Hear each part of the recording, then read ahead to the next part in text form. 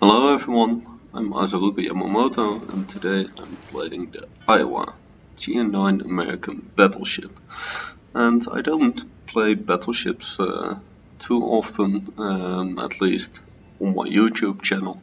And that's mainly because I think battleship battles can be quite boring to look at. Especially, sometimes the start is a bit slow, and well, luckily there's an easy option for that, which is simply to speed things up a little. Now, as we'll see in this battle actually takes a while to heat up, at least for me. But once we get rolling, things do get interesting in this battle.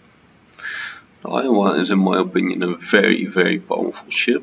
I've got the Missouri as well, and I've played the Missouri a lot before I got the Iowa, so I know my way around the guns, how the ship handles, and I've been doing very well in the Iowa. I had a couple of really amazing games, so I'll probably feature a couple of more games in the Iowa, though not necessarily very quickly now. And the guns are pretty good. They can hurt a lot, but they kind of need to hit well, so you can have these odd salvos like this at long range. But when dispersion works and you get nice broadside salvos, that's where the Iowa really shines. Now at the beginning here it's more of a bit of a skirmish, so not too much special going on. Try to hit this destroyer, but well, 12 kilometers, and again dispersion doesn't really help. But the beginning game of this battle I tried to, get some fire on the enemies here. So does the rest of our team, and it's a pretty long range battle.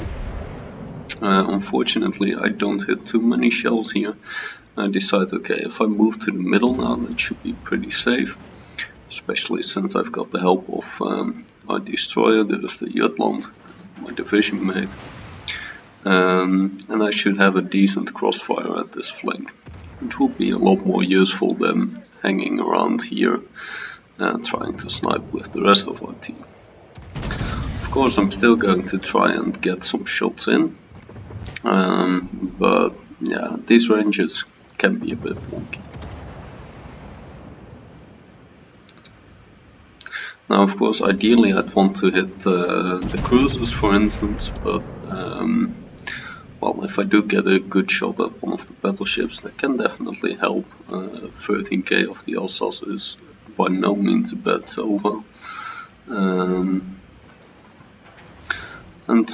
as long as I can't really hit the cruisers or don't think I can hit them, I'll just keep shooting at the battleships a bit instead. Battleships have decided to start shooting back because quite a lot of our team has died already on this flank. And I just get another shot in on the Alsace, dealing another chunk of damage, which is pretty good. Now my division mate, mad guy in the Jutland, is capping the sea cap, which is quite interesting. I get another shot on the Alsace, not very good damage. But the enemy Buffalo, way out south, is now pushing in on sea. And yeah, of course, the Jutland is never going to deal with a Buffalo on its own. So I decide to start ignoring this flank a bit and instead point my guns on the Buffalo. And this is where things start to become more interesting. Because while this Buffalo is at 20 kilometers of range, he doesn't necessarily know that I'm shooting at him. And in battleships, this is what you want. You want people to sit full broadside to you without them knowing that you're shooting at them. Because then stuff like this happens and you can just blast them straight out of the water. There we go. 2 Citadels, devastating strike. Meanwhile, one of the cruisers on the flank here, the Edinburgh, has showed up, and well, he's sitting in a position where I should be able to damage him fairly well, but it depends a bit on how the shells land. While I do land 4 shells, it doesn't deal the damage that I'd hoped for. On the other hand, yeah, you know, I'm doing very well with my HP. Haven't taken too much damage now. That does, you know, that's a result of my positioning, but the good thing about it is that I'll be able to fight quite a bit more, and I've dealt quite some damage. Bit too little lead on the New Orleans there, but I might have hit the island otherwise. Still deal quite a fair bit of damage. Now I have to choose whether to keep engaging the A side of the map where I started out, or to focus more towards the Bismarck and the North Carolina. That's a flank that we should be able to have, although the Jean Bart is out there pretty much on his own. While the A side is currently looking pretty grim. So my plan right now is to focus the A side for now, while pushing in on the North Carolina and Bismarck. Again, beautiful broadside salvo here on Edinburgh. Let's see if it turns, and he doesn't. Boom, straight out of the water, devastating strike. Number 2, another cruiser down. Only, what is it, 6 ships left to go. So there could be 6 salvos.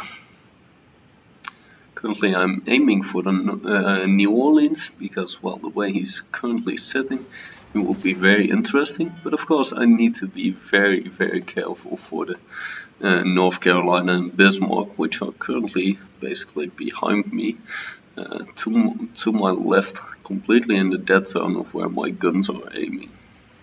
But I'll keep my guns, my camera aimed for the A cap, because, well, the New Orleans is showing up. And of course I'll be aiming for him.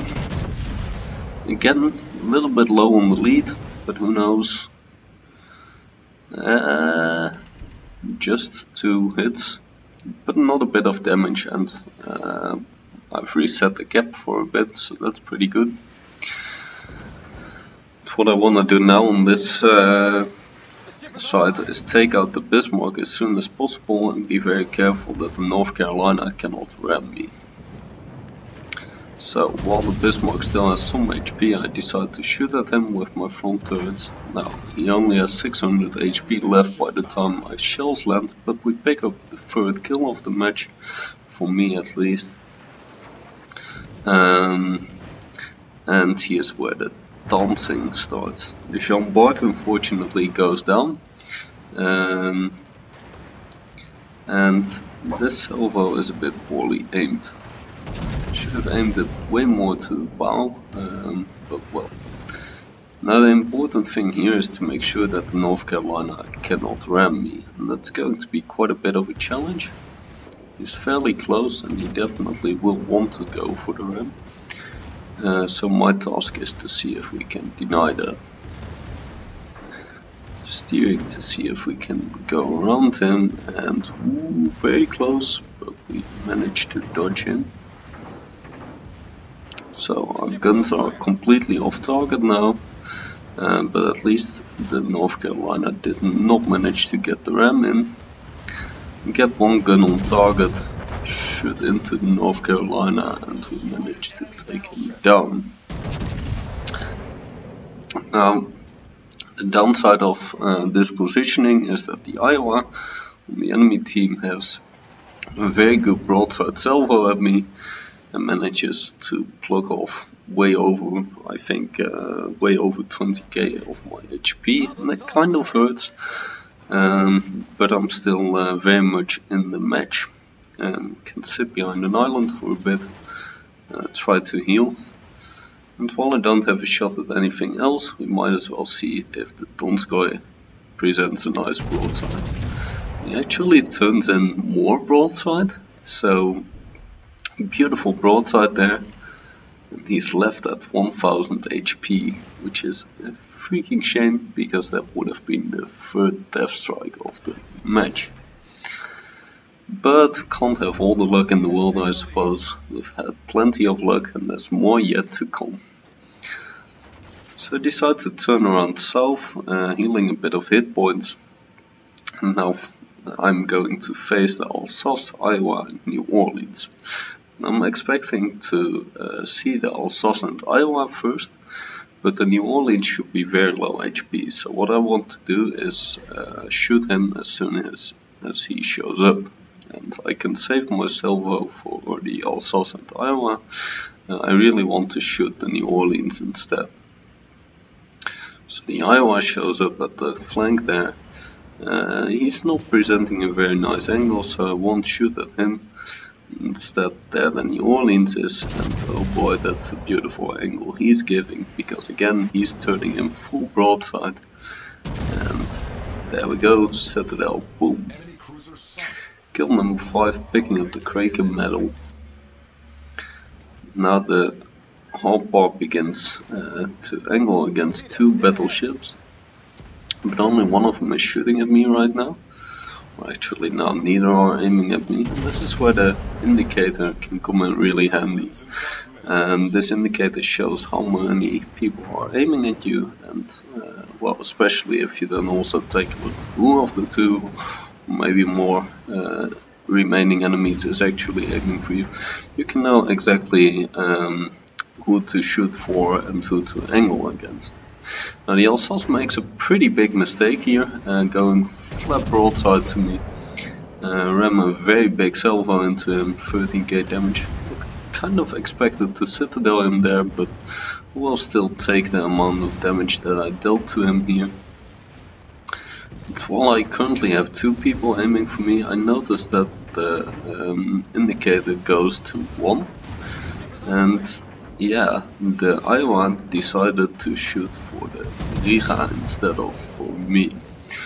I was full broadside to the Iowa, the Riga was full broadside, but I'm quite glad that he chose the Riga to shoot at, because he would have probably nuked me straight out of the water. So I keep chasing the Alsace while kind of ignoring the Iowa. Of course I need to make sure that the Iowa sits behind me properly. Shoot some shells straight into the superstructure of the Alsace, and I pick up my 6th kill of the battle. Close to 200,000 damage now. And I've had a lot of shells shot at me, so it's not like I've been completely ignored. And with the rear turret I managed to pick up kill number 7 on the Iowa. So picking up a total of 7 kills there, with including 2 devastating strikes on the Baltimore and Edinburgh. The Confederate medal damaging a lot of ships, high caliber dealing a lot of damage plainly. Kraken 5 or more kills, obviously we've got 7, as well as Dreadnought for tanking a lot of damage and still surviving. I think I did a really pretty good job here, and it just shows that a battleship like Iowa can really provide with a lot of flexibility. And while it may not be the strongest at brawling or sniping, I think if it's played properly, the Iowa and American battleships in general, at least this line of American battleships, provide a very versatile playstyle. So when we look at the team score, we can see that I did pretty darn well. But of course, credit where credit is due.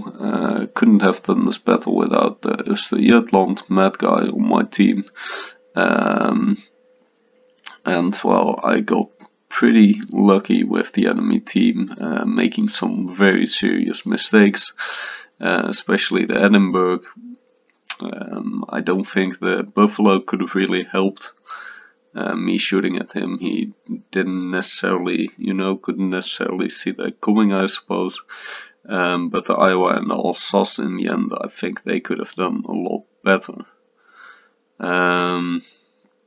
Yeah, so all in all, very good battle for me. I enjoyed this battle, and I've had a couple more of these battles in the Iowa, as I said before. This is just the start, basically. So keep an eye out, and if you like these kind of videos, a bit more on the battleship side, I'll try and post some more, and of course those will be the action-oriented battleship gameplay videos. So I will see you all around in the next one.